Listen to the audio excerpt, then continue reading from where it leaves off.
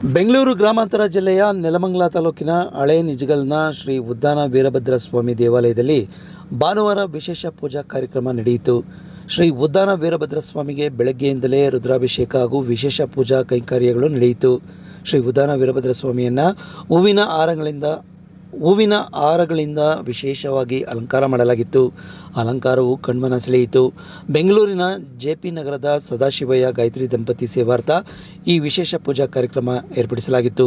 ಬಂದಿದ್ದ ನೂರಾರು ಭಕ್ತರಿಗೆ ಮಳೆಯ ನಡುವೆಯೂ ಅನ್ನದಾಸೋಹ ಕಾರ್ಯಕ್ರಮವೂ ನಡೆಯಿತು.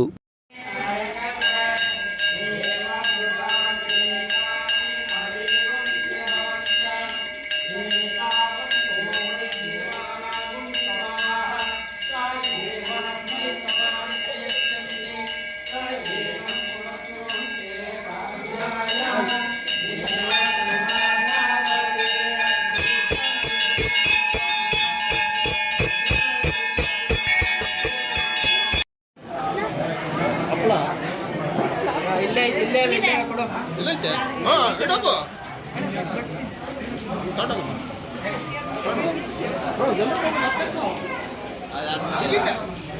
ನಿಮ್ಮ ಅಪ್ಪಂತ ಕೋತಿಯಲ್ಲ ನಿಮ್ಮ ಅಪ್ಪ ಇಲ್ಲೇ ಇರ್ತಾರೆ.